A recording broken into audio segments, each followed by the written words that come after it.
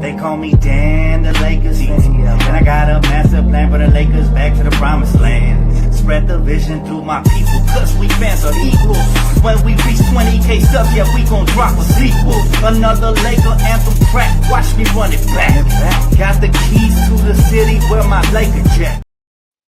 What up, family? It's your boy Dtlf back with another video, guys. We are back officially, guys. It is the start of the 2025-2026 NBA season, man. And before we get started, man, before we get into all the excitement, all the joy, and throughout the course of the season, all the stress, you know, we got to celebrate this moment, man. It's another season, more possibilities. Let's go ahead and start with a round of applause, baby, because we made it. We made it past the summer, man.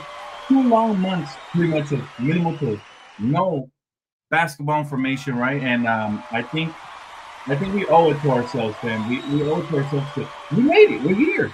And there's a lot to talk about because this media day was very, very telling. And there's some interesting quotes here I have and some interesting things we're going to break down. But, man, it is time for Lakers basketball. That's right, Lake Show girl. My guy CJ, what's up, bro? He said most excited media day interviews since 2019-2020 season. And we all know what happened then. But, all right, let's dive right into it, man. Enough of yapping and capping, man. Let's get into this, all right? First and foremost, Luka Doncic was first up in the podium. Okay, now, he did mention how he's way more comfortable coming into this upcoming season, you know, from a leadership standpoint. Obviously, you know, it's hard for a player to join a team in the middle of the season like last year.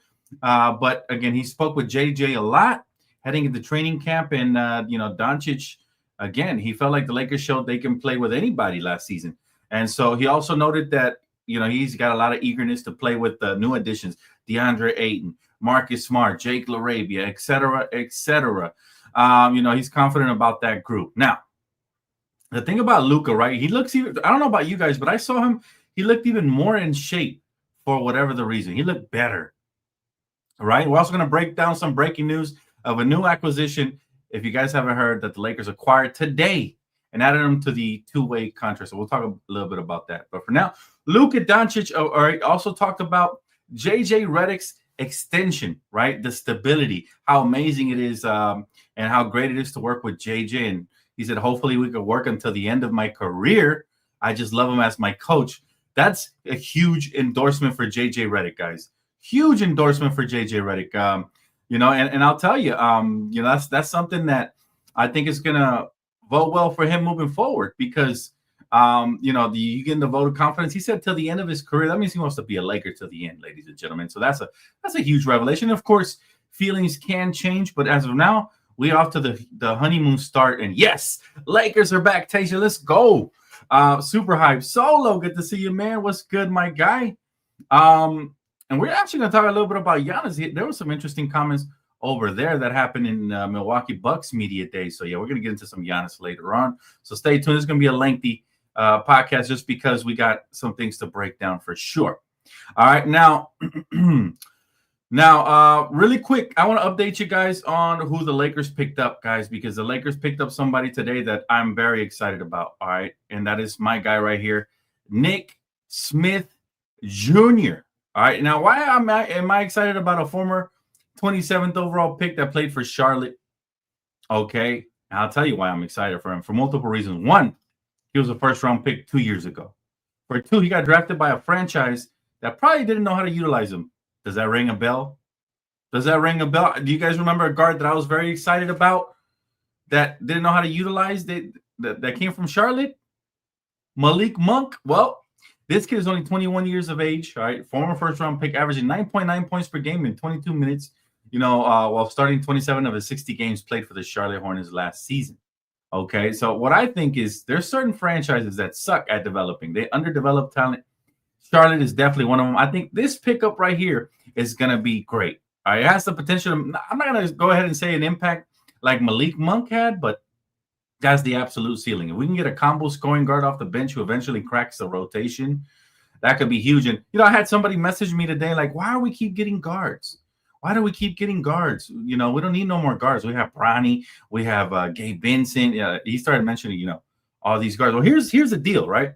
It's not about getting guards. It's about the opportunity of getting a former first overall pick who's still a project player and could actually pan out and become a decent to maybe even special player. We'll see. But one thing about this kid, man, he's always been a bucket, right? He's always been a bucket. And I can't wait to see how we develop him. Now, again, we have to have a long-term view to all these things, right? We have to have a long-term view. And what I mean by that is don't look at Nick Smith Jr. as somebody who's going to crack the rotation right now, because obviously we got plenty of guards, right? We just added another guard/wing in Jake LaRavia. Look at Nick Smith Jr. as somebody who could be there just in case you make a trade. You end up giving up Gabe Vincent or any package. You make a trade midseason, all of a sudden you have that depth because Nick Smith Jr. is waiting in the wings. And if he's developing during the season, if he's playing down for the G League and all that good stuff, then maybe we might have something there, right? But I'm very happy with the acquisition. Liked him in college. I think he has a lot of potential. I think I have his rookie cards, which is cool. I always tend to get players I like rookie cards, and then they end up coming back to the Lakers, and I love that every time, right? The value just goes up. But again, excited for Nick Smith Jr. There's no way in heck anybody should be upset about that because it's a low risk, it's a no risk, high reward, right? And they waived Kyler Kelly, the big man, two-way guy we had signed. So that is the news of the day. Okay, Nick Smith Jr. gets picked up again. Lots of potential there. All right. But let's continue, man, with LeBron James, who came to the podium. And, of course, he's coming in for his 23rd season. Now, this is what he had to say about his career and when the end is. He said, I don't know when the end is, right? But I know it's a lot sooner than later. I'm just excited about the journey and whatever this year has in store for me. Here's the interesting thing I have about that quote, and this is my take on it. I don't think it's the end of his career this year at all because he would have announced it by now. We would have known and we would have prepared him a farewell tour. This is my theory, okay? James Worthy and the crew asked him before he got off from their segment, from their little interview, if, they'll see him back next year. He said, maybe. And they all laughed about it. They had like that, they had like that, the fake rich man laugh. They had that moment. So for me, there's truth in every joke. And I do believe that LeBron wholeheartedly doesn't know if he's coming back next season, at least to the Lakers. I do believe he'll play throughout his career. Now, somebody asked a silly question. They asked if Luka Doncic was motivation for LeBron to keep going in his career, or how much motivation it was to play alongside Luka to prolong his career. He said zero, rightfully so, right? One player isn't going to decide the outcome of your career. He said he's going to take that back with his family, and they're going to decide together, as he should. So it's some of these questions like, why are you asking him, bro? Why are you asking him? You think LeBron is going to say, yeah, my whole career depends on Luka. Even if there's some truth to that statement, even if there is a smidgen of truth, no player is ever going to put their ego to the side and say, yeah, my whole career is on Luka's hands. No, of course not, right? Everything he's built up to this point, he has the right to say when he's going to retire and on his own terms, right? Now, LeBron said he's excited to have a full season to play with Luka Doncic for sure. He went through individual skill sets and new acquisitions and benefits of having a full preseason, et cetera, et cetera. So that's cool to hear. And, LeBron says being close to the end of his career, though, will allow him to look back in when he's feeling tired or in a city far from home in the dog days of the season. I don't have many days like this left. Okay. Now here's the thing, right? I do believe that LeBron James will retire probably next season, not this season, but I think he's going to pick his destination of where he retires. Now, from what it sounds like to me, right? What it sounds like to me, he was very lighthearted. You're right. It sounds to me like LeBron and the Lakers are coming to a happy divorce, which means the Lakers know in order to progress with our team moving forward and to build around Luka, they can no longer pay LeBron the max salary because eventually he's going to decline, right? Whether we like that or not. It happens. Father Time is undefeated. Matter of fact, Rui mentioned during his interview that there was a lot of pressure on him to pick up a lot of the slack because they expect LeBron to start declining. He's going into year 23. It's going to happen naturally. So I do believe that the Lakers want LeBron to take a pay cut. That might be the only way he comes back. That's my theory. All right. Take it with a grain of salt. But that's my theory. And LeBron's probably not going to take a pay cut. So LeBron's probably going to try to relocate back to Cleveland or New York or somewhere where he feels a little bit more appreciated even at his age. And trust me, there's a lot of cities out there that will inquire about his services, especially once he becomes an unrestricted free agent next summer. So let's enjoy LeBron while we have him now, because I do believe this is his last season as a Laker. I truly believe it. And I think these interviews kind of confirmed it. I was looking at the body language and everything. And yeah, it's lighthearted. And he said he's excited to play with all the talent and the new talent and all that. But, you know, he's smart. He wants to compete for a title. He doesn't want to spend his final season as a Laker potentially in peril. He's going to want to leave it in good standings. It's going to help his legacy, you know. And yeah, man, I can't wait. And I hope we win a title on his final Laker year potentially. Now, if we do win a title, I think all bets are off. I think he comes right back to try to repeat, and then he'll have his farewell tour. But if we don't win a title, it's almost all but guaranteed that I believe LeBron is going to go for sure.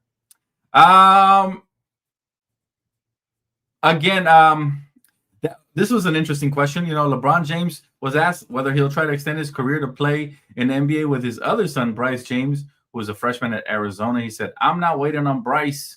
He has his timeline. I have my timeline."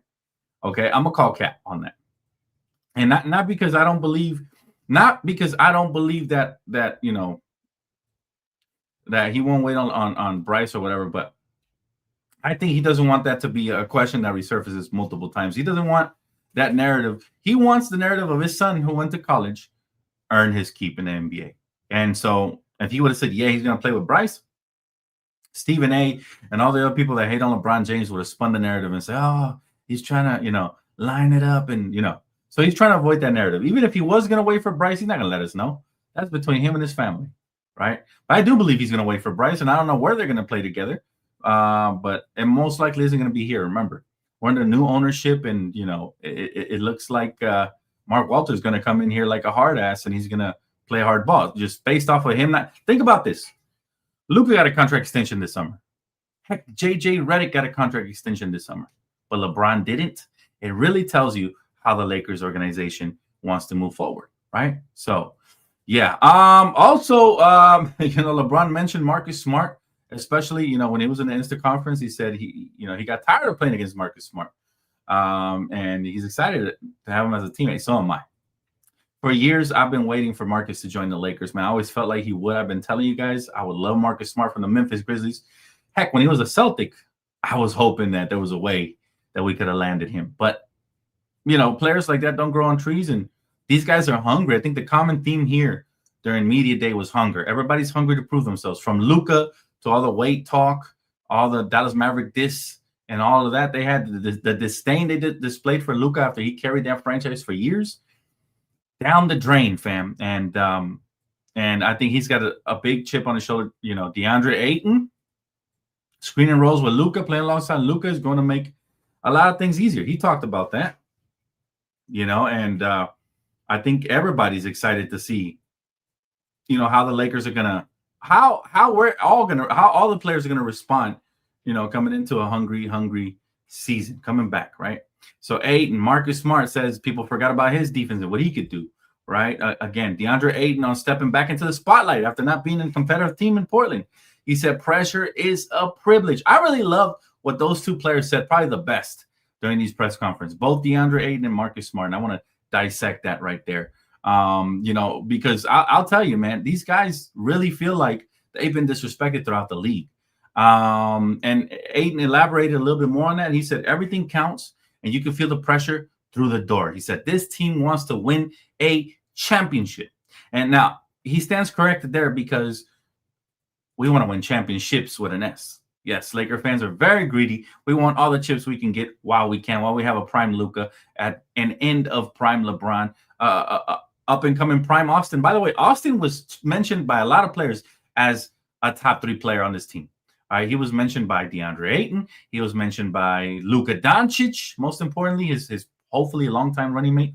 He was mentioned by a lot of people as a top 3 option. So I think all the haters can put all that noise to rest. He's a top 3 option, and we're going to hold him to that standard moving forward. I was already holding him to that standard last year. He cracked that last year, right? But we're going to hold him to that standard now. And from everything I've heard, JJ Redick, everybody, what they're saying is he has looked the best, all right, in the facility as far as improving his body, his explosion, he's healthy, all of that good stuff. So, but yeah, let's see. DeAndre Ayton, he said, this is an opportunity I'm truly not taking for granted. It's almost like a wounded animal. That's how he feels, man. That must feel horrible. Can you imagine? You're the number 1 overall pick. You know what I'm saying? You're the number 1 overall pick, and you feel disrespect. You feel like you're nothing. It's like you once were the man, and now all of a sudden, come on now. All of a sudden, come on. Crazy, right? And so I'll tell you right now, man, I think DeAndre Ayton is going to come out here with a chip on his shoulder, and he's going to eat. And we're not talking Pringles either, right? He said, I truly believe that if this season turns out to be a great, Bron will definitely be back. Yeah, I think that's the only thing that will save LeBron's Laker career. I think if he wins a chip or even gets close to it, then we can have that conversation again. But as of right now, it just everything points towards him leaving again. Luka got a contract extension. Even JJ Redick got a contract extension before LeBron. And the reports are, the reports are that, hey, LeBron wanted one, but the Lakers didn't want to offer what LeBron wanted. I think they want him to take a pay cut or dip, really. My guy said, pressure is a privilege is a great quote by Ayton. It is, bro. And he's truly right about that. If you got no pressure, that means that you're comfortable. If you're comfortable, that means that whatever you're doing, whatever mission you're up to, it's irrelevant, right? Because it's a comfortable one. The important missions are full of pressure always and throughout history of anything, right? Yeah, again, DeAndre Ayton, number 1 former overall pick. He called the Lakers the biggest opportunity of his career, and he's absolutely right. And I always tell you guys this. Players, before they come to Lakers, they might not admit it. But as soon as they come to the Lakers, as soon as you come to the Lakers, you hear the exact truth of how important this franchise is. And this is why I always tell you guys, we always have a target on our back, because when we play these players and they have new career highs and they have all of these great games, it's because they're really trying to perform for a future role. They're trying to audition for the Lakers, man. This is the biggest stage on planet Earth. We're always going to be a top landing destination in free agency as long as our front office can take care of business and manage the books properly. We're always going to be a great trade destination because players want to be here. And this is why we can operate without draft picks throughout the history. Now, draft picks, you're starting to find a lot more foreign talent, a lot more overseas talent. And so it's important to keep at least some of those and try to, take a shot once in a while, see if you can get the next Luka or the next this or the next that, the next Giannis. So it's important to keep some of those, but only to a certain degree, not at the expense of competing for titles, right? All right, let's see. So LeBron was asked about a statement, right? About a statement about evaluating this team. Is it a championship caliber team? And if he feels good, and he said he does, right? So that's good news. That's good news. We're not gonna have any problems there. Now, let's go to Marcus Smart, because Marcus Smart, again, I don't know who I'm more excited from, the newcomers, from the new Lakers. Is it DeAndre Ayton or Marcus Smart? I know we needed DeAndre Ayton more, but I think Marcus Smart might be an equal X factor this season, if not better. Right now, Marcus Smart acknowledged that the last 2 years have been rough, with the situation and injuries, and he feels like he has something to prove. Now, again, this is what he says. People have probably forgot what I can do and what I can bring to the table. Well, not all people, man. There's some really educated Laker fans and basketball fans like you guys who know exactly what he brings in. This is why we got excited and celebrated the day that he signed for the veterans minimum. That was a huge acquisition. We was having a good offseason, and Marcus Smart made it great. Okay, it's like the cherry on top of the cake. Exactly what we needed, a perimeter guard that I still argue should start over Austin Reaves. Not finished, but at least start to set the table defensively and to set the tempo. I think he can be a defensive anchor for us. I think he can be a defensive leader for us. I think he can be huge for us, right? Let's see. I'll read a couple comments. My guy said, big season for Ayton. Really like what I was hearing from him. I loved it, bro. Those were my 2 favorite press conferences, the Ayton and the Marcus Smart for sure. And I think both of them are going to make an impact this year because they know they're on contract years and they're going to want to prove what they can be in order to have an extensive career in the NBA. You have to, right? My guy said, I believe DeAndre Ayton will have the same impact on this team like Andrew Wiggins had on the Warriors 2022. I like that. And I'm going to add to that. I believe that Marcus Smart will have the same impact on the Lakers that Trevor Ariza had back when we traded for him and went on that title run. I feel it. I'm telling you, man. And we were able to acquire. See, one thing I realized watching this media day that I already knew, but sometimes you need a refresh. What's up, Just B? Good to see you, brother. Sometimes you need a refresher. You know what I mean? One thing that I realized is that this team is really freaking deep, man. We're talking 8, 9, 10 deep right now. And that's just on the surface level, right? Now, one thing I can feel for sure is that they got a chip on their shoulders. A lot of them, from Ayton to Smart to Luka, etc. Even LeBron, since he didn't get his contract extension, he's probably gonna want to prove something. Hopefully, he stays healthy. That's all I want for him. Marcus Smart says he feels good to be on the same side as LeBron now, and not having a game plan against him. I'm sure a lot of people felt the same way about LeBron and Kobe whenever they joined their teams. Marcus Smart said he doesn't have a preference when it comes to what position he defends. He said every night is going to be different with a new challenge. My type of guy, man. He reminds me of like Metta World Peace, but from the guard position, right? While Metta was a wing, this is the type of tenacity I think Marcus is going to bring to the table. We haven't had a player like that since KCP. So this is huge again. But I think this guy's even tougher defensively.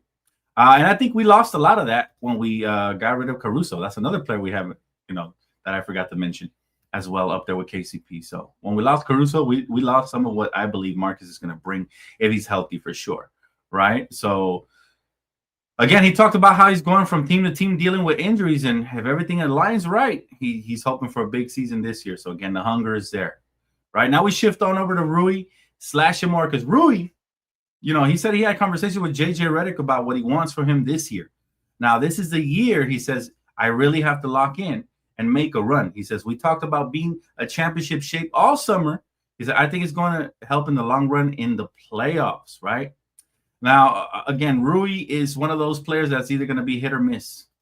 And I'll read some comments as well as we go. He said, Dad, I feel like Rui's going to cook this year with an off season with Luka and LeBron. Rui really benefits. Rui and Austin really benefit, with playing with Luka. I know some people say Luka holds the ball too much, but you want the ball in Luka's hands. He makes the right play, whether it's a pass or a bucket. Most times, right? Nobody's perfect, but most times.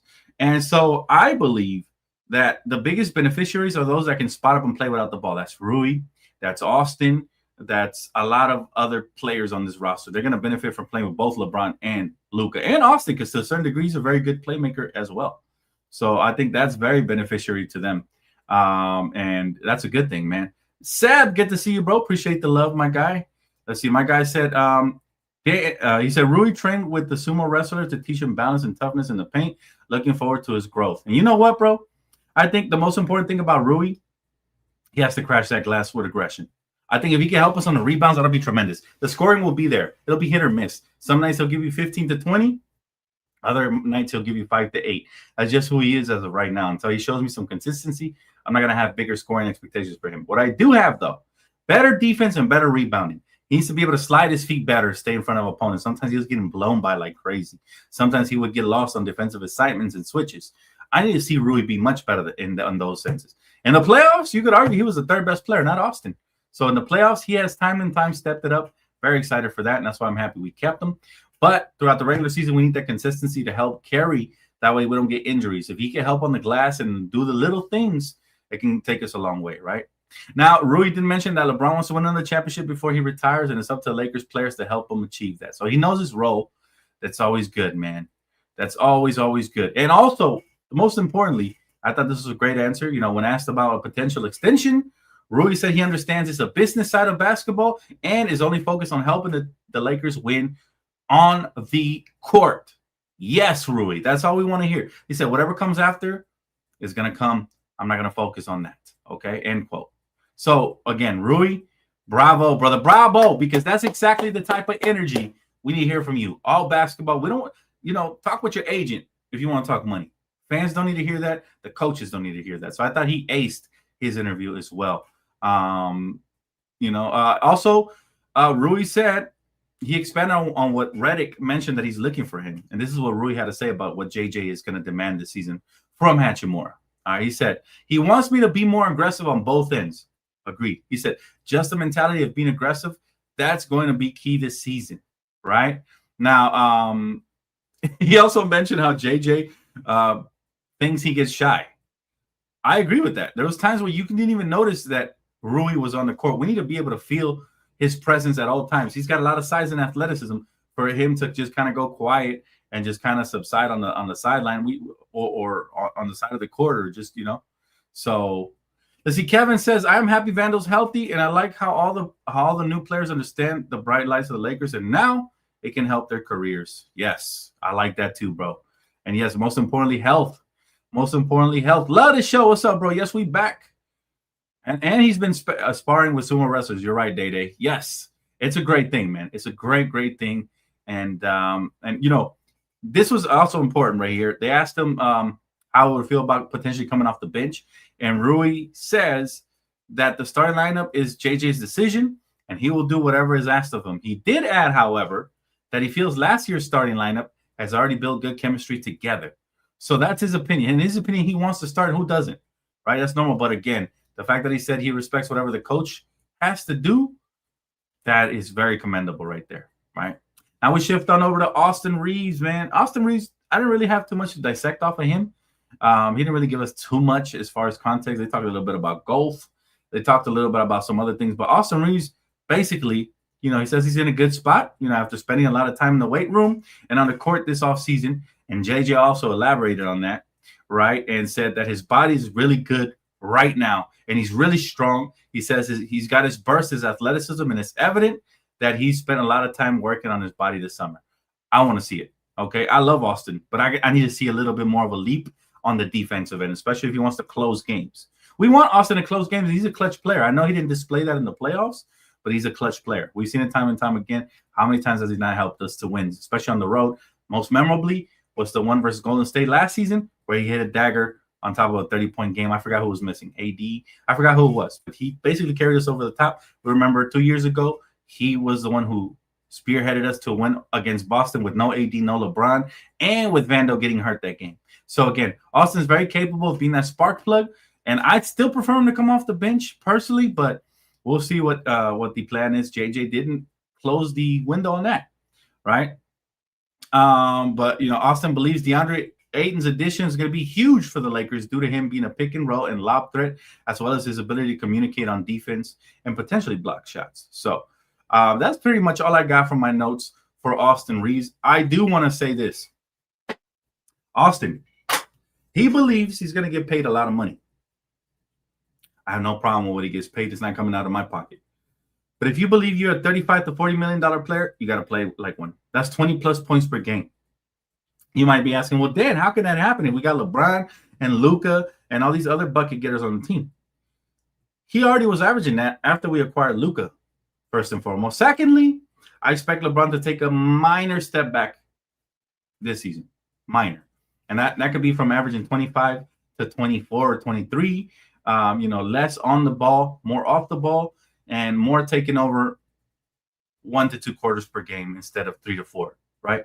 And we already kind of saw that in glimpses last year where he would kind of disappear during the first half and then, you know, come on strong during the second half. So I expect more of that. That's going to open up more opportunities for guys like Rui, who clearly JJ is already anticipating, telling him he's going to have to step up, right? So, yeah, it's going to be interesting to see how Austin and how Rui, I'm looking at both of those guys, that they've been on this team for several years, to take a different leadership role and kind of be more aggressive. Exactly what JJ said. So it's going to be good. My guy said, I hope Vando can dribble now. Hey, yo, my boy cooking Vando. Dribble? I don't need Vando to dribble. I need him to lock up, rebound, and hit that corner three once in a while. That's it. He got to be our PJ Tucker with better defense, okay, and better versatility because of his wingspan. So, yeah, that's what he's got to be. He said, Vando's a freak athlete. Hopefully all his work shows on the court this season, finishing at the rim and making occasional corner threes. Exactly what I just said. And I didn't read your comment before. Great minds just be. He said, if Ayton comes into the season with a chip on his shoulder, we have a great chance to be top 2 seed in the Western Conference. Yes, you beat me to the punch. I believe we're going to be a top 3 team, period, but maybe even more depending on how quickly we get out of the gates. Remember, I had the regular season breakdown schedule video already come out, and I predicted between 50 and 55 wins if we're healthy. Could be more, but it's really gonna matter how we come out of the gates, you know. Question, my guy said, hey, DTLF, I like the signing of Nick Smith Jr. Oh, I love that signing too, by the way. That's a great signing. I'll tell you, it's on a 2-way contract. It's no risk, all reward, because whatever he becomes, we got him for free. 21 years of age. What's up with these teams like Charlotte drafting a bunch of guards and then just cutting some underdeveloped guards? Either they draft really bad or they develop really bad, whatever the case may be, right? So, but again, yeah, I like the roster today. I like it too, bro, and it's going to be a lot of fun. All right, let's get to Jake LaRavia, because we still got plenty of notes. Now, Jake LaRavia says he's had a good conversation with JJ Redick about his role, and the head coach wants him to be himself and free whenever he's on the court. I'll be honest with you. I don't watch a lot of Memphis Grizzlies games or Sacramento Kings games. So I haven't seen too much of Jake LaRavia's career. From the film, what I can see, he's got good size, sneaky athleticism. He can knock down shots, and it looks like he's a solid defender. If he could just do those things, you don't need to be extra and fancy, right? If he could just do that, I think Laker fans are going to like him, right? Now, he did mention, Jake LaRavia said that the one thing he can control every night is how hard he plays. He said, I do what I can to impact winning. That's good. Glue guys, we need a lot of those, right? He said, and he's kind of teasing himself a little too much, because he said, you guys will see soon enough how I play. I just try to go out there and impact winning every night, which is what the Lakers are all about. There's music to my ears. I don't want to get too hyped, because then I get disappointed, just like I did with Malik Beasley when we traded for him. But Jake LaRavia, I was curious. Now I'm intrigued. Let's see if you really live up to the hype. He said, you guys will see soon enough how I play. So he must be confident in himself. And he just got married, by the way. Congratulations to him. He just got married yesterday, man. So let's go ahead and congratulate Jake. Not the one from State Farm, the one from the Lakers, baby. Jake LaRavia just got married yesterday. So, that hopefully has a positive impact. Hopefully. We know Anthony Davis' career kind of started going downwards when he got married. So it doesn't always have a positive impact on everybody. But if you got the good girl by your side, and again, I don't know AD's girl, I'm just saying. He wasn't as hungry after he got married. I noticed that. I don't know if you guys did when he was with the Lakers after winning that championship. Maybe it was a chip. Maybe it was the marriage. Maybe it was both combined. Don't know. But Jake LaRavia just got married. Congratulations, man. Wish him the best. And let's see how he performs this season. Again, don't have too much notes on him. He's a newcomer. We'll see how that translates. He said he grew up watching LeBron, though. So a lot of people did. Just like a lot of people grew up watching Kobe. This generation, a lot of them grew up watching LeBron. All right, let's move on to Gabe. One of my least favorite Lakers currently. I didn't really like his body language a lot. Him and, I'll be honest, my least two favorite interviews were Gabe Vincent and Jackson Hayes, right? Now, Gabe Vincent didn't seem too excited, to be honest. He said on his offseason plans, he said, I started in the film room a lot, and it was playing off the catch, knowing that we have those three guys that will be the primary ball handlers. And those three guys he's talking about is Luka, Austin, and LeBron, right?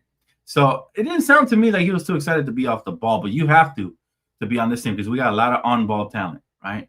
When asked about his goals for the season, Gabe Vincent says that it's all about winning. If he had a personal goal, he said, is to play more games than the 72 he played last season. How about improving? How about improving, Gabe? I definitely didn't like his interview at all, man. Again, it seemed like he didn't do nothing in the summer and just is ready to run it back. I don't know. Didn't hear no passion in his nothing. No bass in his voice, nothing.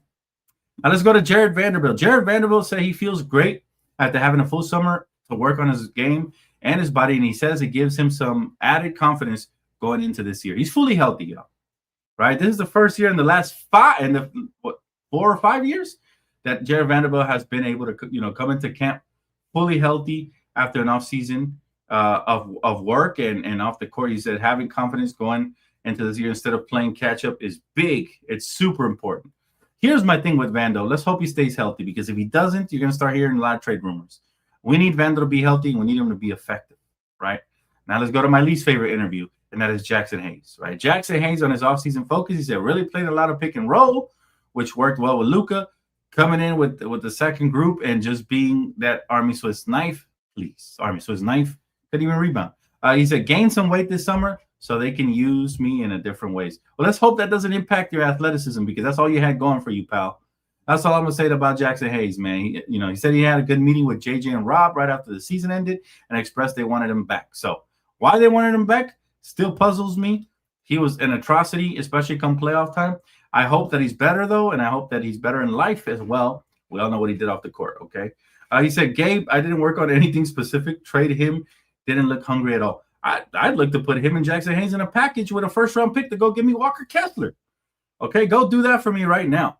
I hope that Jackson, though, I hope that the weight he added doesn't injure him, because sometimes when you're not used to playing with weight and then you add that weight, trust me, I can speak from experience, your knees can definitely get damaged. So hopefully he did it in the right way where he's healthy naturally and gradually, and he makes some sort of an impact. Because last year, he had like a good stretch of like 10 games after AD got traded, and it was fool's gold. And I mentioned to you guys, he's going to get a contract extension this summer with the Lakers when he was playing good.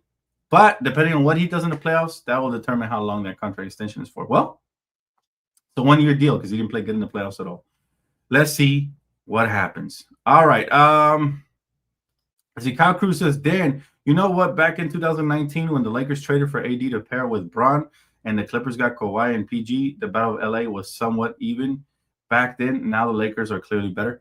I'll tell you something, Kyle. We were always clearly better. I always said it on this channel. There is no Battle of LA. LA belongs to the team that has championships, and 17 of them, to be frank. That team battling with itself just to stay relevant. Right now, they better battle the courts. Because shout out to Pablo Torre, man. He definitely exposing the crap out of them. I'll tell you right now, man, there's no Battle of LA. Never was. The Lakers don't only own LA. They own the NBA. NBA ain't shit without the Lakers, fan. When we make the playoffs, the ratings go up. When we make the finals, the ratings insane. Super Bowl type ratings, okay? The Lakers run the world, man. We're a worldwide phenomenon, and it's beautiful to watch. But I'm glad that we're getting flowers from, external fans now recognizing what we always knew. Laker fans always knew it. Clippers wasn't ever going to win shit at all. Let's see. It's a shame that a lot of guys are selfish. It requires sacrifice to win a chip. I agree with that. He said Hayes is too clumsy. I truly hope he bulk up a bit. Well, he did bulk up a bit. I just hope it doesn't impact him in a negative way, where he's no longer, jumping and being that energy spark plug off the bench. That's all he was for us. Outside of that, he doesn't have great hands. He can't finish with either hand. He doesn't have any go-to moves. If it ain't catching lobs, he ain't doing nothing because he wasn't a great rebounder. He wasn't a great shot blocker. Once in a while, he'll spike one, but that's just sheer athleticism. And so I just hope I hope he proves me wrong. But I have the lowest, I think the weakest links on this team, believe it or not, and that's saying a lot, are Jackson Hayes and not Bronny, I'm sorry. Jackson Hayes and Gabe Vincent. Gabe, because he's making too much for the little production. Don't like that. We could be using that money on somebody who's actually productive, like Malik Monk in a package, Somebody better off the bench who can really provide a spark. This guy averaging a whole 2 points, getting paid over $11 million a year. No, thank you. Return to sender, please. All right, put him in a package for Wiggins, damn it. Like, come on. We got to get better than that for the $11+ million he's making, right? Well, I don't like that. I don't like overpriced contracts. That's number one. All right, but back to the media notes. We got to hear a little bit from Maxi Kleber, who said he's fully recovered and fully healthy. And he's ready to go. He intrigues me because he brings something different to the roster that we do not have. A floor spacing big who may or may not be able to rebound on any given night. Sometimes he's decent, sometimes he's not. I'm interested in him. What type of role will he play as a stretch big, and what rotations will he get set up with? I think our bench could be solid. The more I think about it, I really hope Austin comes off the bench. But even if that's not the case, you still got Jake. You still got Dalton.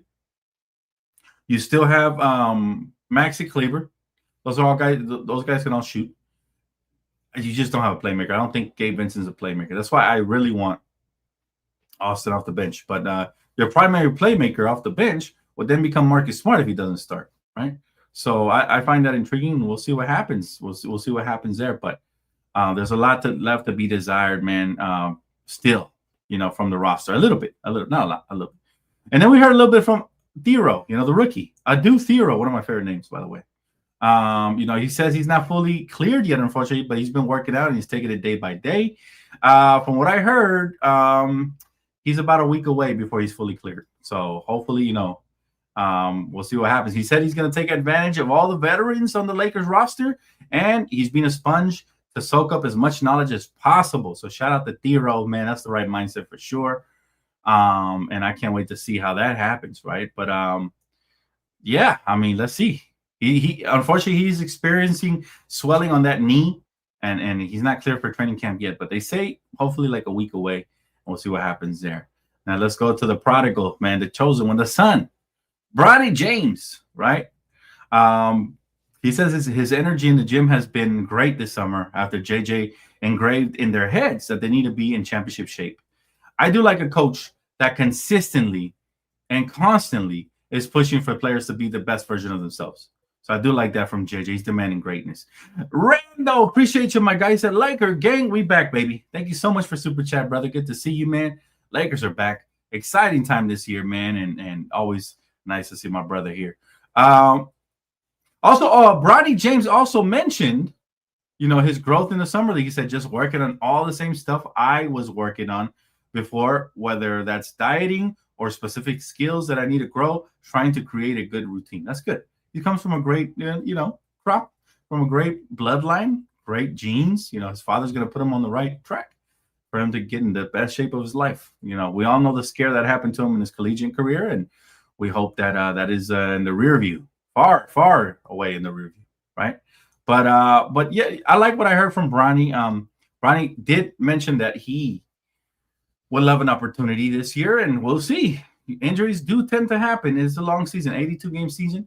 Injuries do tend to happen. So he just needs to stay ready. And when his number gets called, he needs to impress the coaches. Not me, because I was already impressed during Summer League. But let's see how that translates to regular season and beyond, right?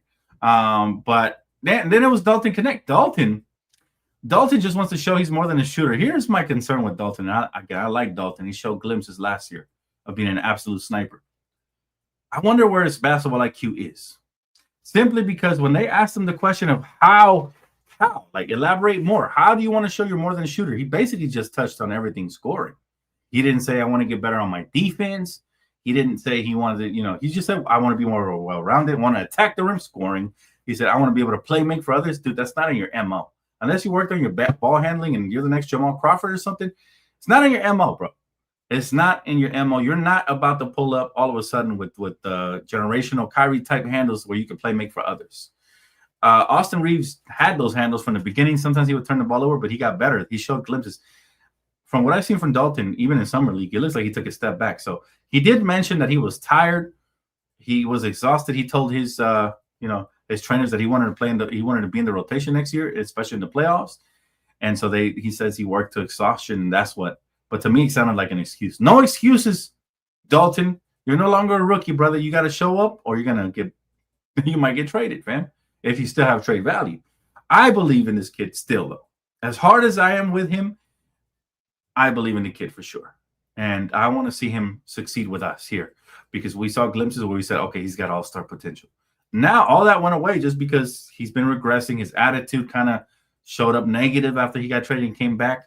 There was a couple of red flags there, but he's still young, so hopefully he corrects that for surely. But again, I love this roster, man, from everybody that I mentioned. I mean, think about the rotation, man, from start to finish. You got Luka, right? You got Luka.